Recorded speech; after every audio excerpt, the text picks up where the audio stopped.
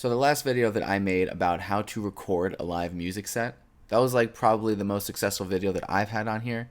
A lot of people really liked that video and they found it very helpful. People were asking their questions in the comments and I was able to help them out. People overall were just really excited at that video, so I figured I'd make a follow-up video that would encompass all the different types of scenarios and all the different equipment that you would need in order to record a DJ set, taking into account that everyone's on a different budget, everyone is in a different part of the artist journey, and people have different expectations for that final product. We'll go through all the different ways that you can record your set through audio, through video, and the best combinations for both. And no matter where you are in your journey, there is definitely a setup for you here. If you've seen my videos in the past, you know how much I preach how important it is to be independent in any aspect that you can to diversify your expertise. So this video will really just be building on that and showing that you're able to do these things yourself without having to hire other people. And since having recordings and DJ content is so important nowadays, if you're able to really nail this down, and if you invest in your own equipment and you invest in your own learning, then it will help you so much in your independent artist journey. So let's get into all the different ways that we can record our DJ set.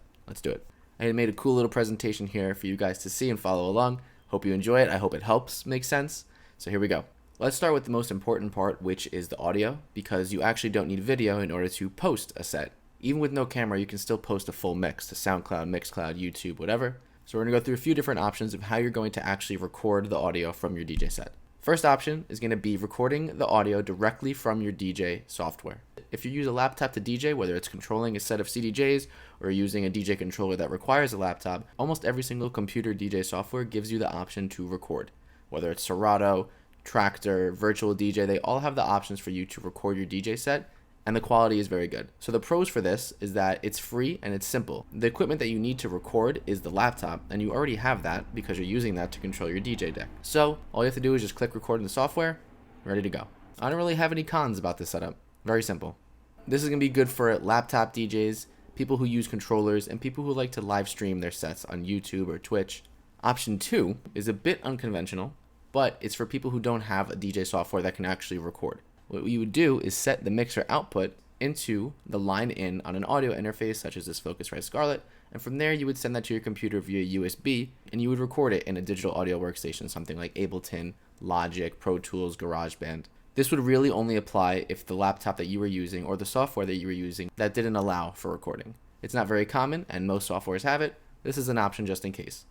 So the pros for this is you're going to get clean sound because it's going through the drivers in the audio interface. It'll be nice and balanced if you're using the correct cables. But the cons of this is this requires some extra cables and some extra setup. So this is going to be for people who use laptops to DJ, and they're more so hobby DJs, people who are DJing in a comfortable place like their home, because it's going to be pretty annoying to bring an audio interface to a club or a different type of gig. It's a lot to set up, a lot to handle. You don't really want to have to bring an audio interface out of your house to a club just to record. And we'll discuss the other options if you don't want to go here. Now, probably one of the more common setups is going to be option 3, and that's using the USB with a standalone controller. We have the Alpha Theta XDJ AZ, Pioneer XDJ RX3, Pioneer Omnis Duo. Here we have the Denon Prime. In order to actually use this equipment, you can use a laptop, but people use a USB here to actually supply the music to the controller. However, at the same time, you can record the mix directly to that USB. All the Pioneer standalone controllers have the ability to record directly to that USB. So the pros of this is that it's very, very simple. The cons are that it only works for standalone controllers. It's simple, it's reliable, a laptop is not needed, and you only need one piece of equipment that you're already bringing, and that's the USB. That's it. So who this will be good for would be club DJs and hobby DJs who are using the standalone equipment that you see on the screen here. Option 4, and this is definitely something I'm going to be leaning into as I move forward and try to get new equipment, and that is a field recorder, like a Tascam, a Sony, a Zoom field recorder. What's really cool about this is how simple it is. All you have to do is just use the output for your mixer or your DJ controller and put it right into the input on the field recorder. And on top of that, the reason why I'm looking into this so much is because all field recorders, they have a microphone.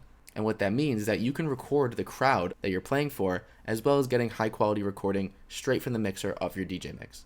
So when you go to process it in post-production, you can layer the crowd noise on top of your mix, so it's a little bit more immersive. You can hear the reactions of the crowd to your DJ set, which is really, really cool, and it makes it a bit more of an immersive listening experience, and listening back, hearing the crowd react to a really good song, or, it's really cool to have that type of experience baked into the same audio. So the pros here, it gets the crowd sound, the DJ mix is very clean, and it's very easy to use, it's very compact, you can just store it easily. The cons are that it's going to need batteries, it's going to need an SD card. It's another thing to think about, But once you get it up and running, I think this is the best option to record. So this is the best option for touring DJs, club DJs, and people who just like to record on the go. Now, option 5 is something you've probably heard me talk about a lot in the past, and that's using the DJM Rec app. Now, this is really, really simple. You download the app to your phone, you take the charging cable, you plug it into your phone, the other end goes right into the USB port on the mixer. Now, the con for this is that it only works for Pioneer or Alpha Theta equipment. So if you're using Denon, you're a bit out of luck. I'm not sure what options they have or if they have an app at all, but Pioneer and Alpha Theta is the industry standard. So having this app handy is really, really useful because all of my recordings have come from this app. So this is good for touring DJs, club DJs, hobby DJs, anyone using any Pioneer or Alpha Theta equipment.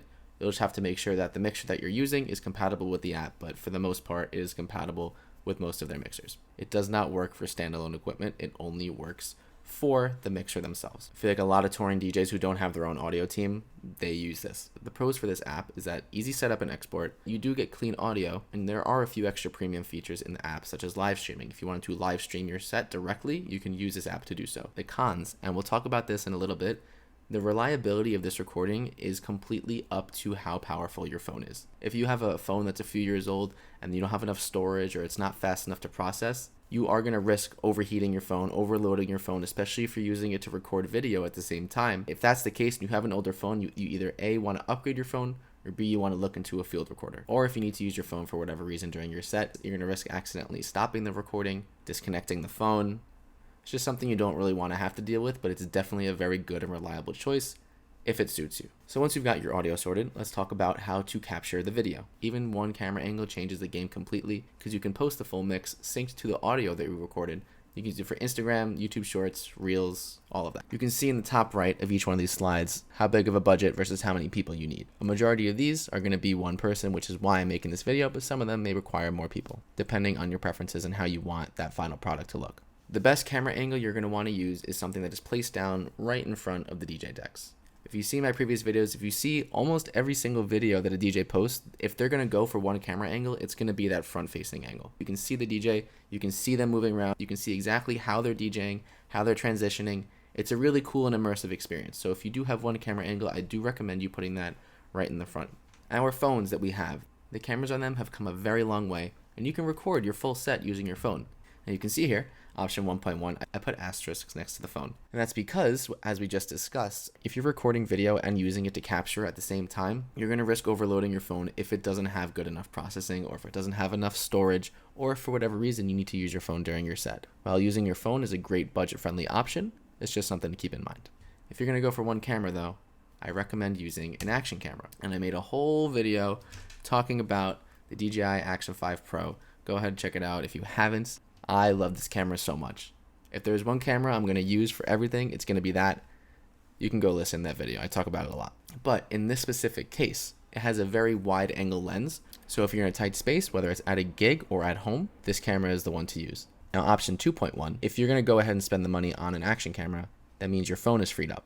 If you do want to use your phone and you're okay with those risks, you can put that off to the side at a secondary angle, to the right, to the left, maybe behind you if you want. It's totally up to you. Having two camera angles instead of one, it really is a big jump in terms of professionalism, because that final product, you can flip back and forth between those two camera angles and it just looks a lot more professional.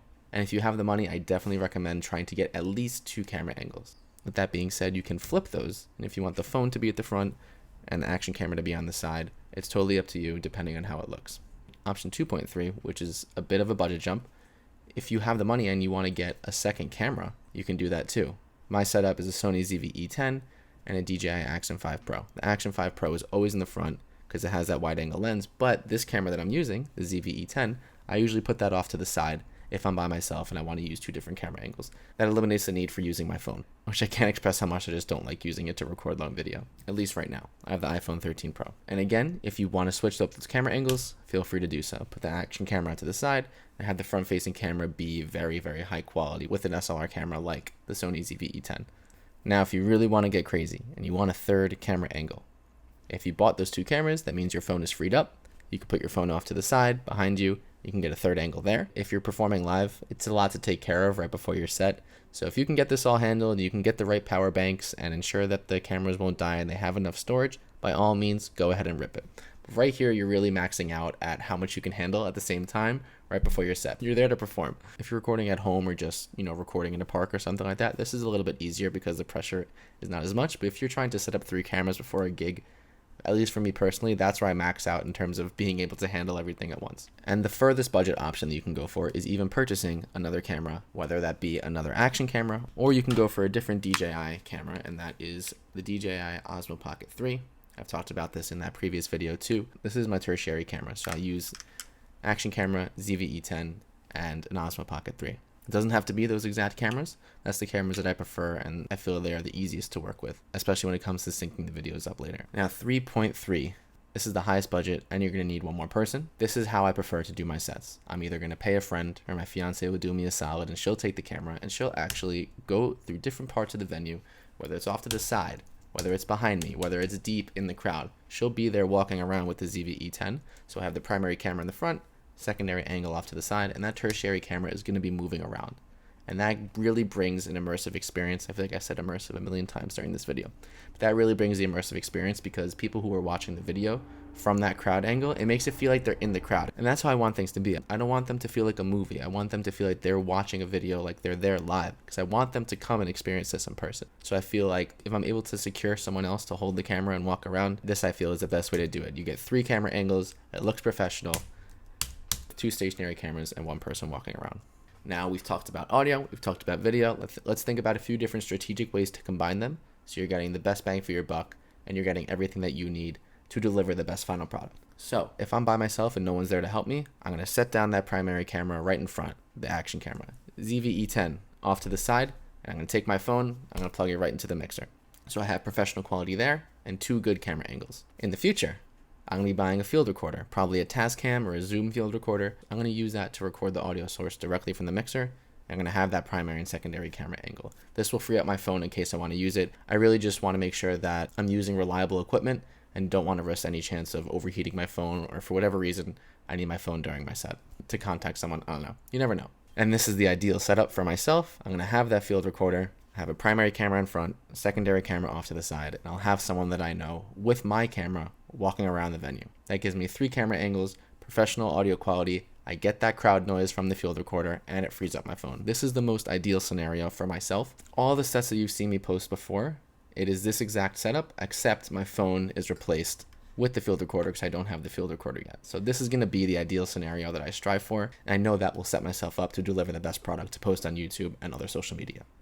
Some optional add-ons. If you're in a dark venue, you may want to invest in some lights. $30, $40 on Amazon to get yourself a few, as well as some stable tripods, because you are going to have to set these cameras down if you're going with the primary and secondary angles of just setting the cameras down. Extra tips. A lot of venues and clubs usually have outlets, but always prepare for the worst. Buy extra power banks. Bring extra SD cards, because you never know when things are going to get corrupted or your battery is going to die quickly. Always assume the worst. Come extra prepared. If you're able to set yourself up like this and invest in your own equipment, you're really taking control and doing things yourself.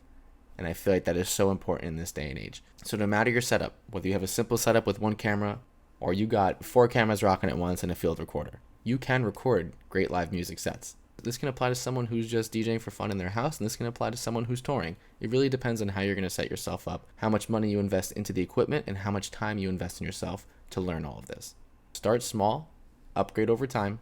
I've recorded everything from just audio to 3 cameras at once. I feel like everything here kind of encompasses the different scenarios of what actually makes sense and what equipment you can buy to help make your life easier. If this video helped you, please like, comment, subscribe. It helps more than you know. If you have any questions, I'd be happy to help you out in the comments. If you've made it this far, thanks for watching. I'll see you in the next one.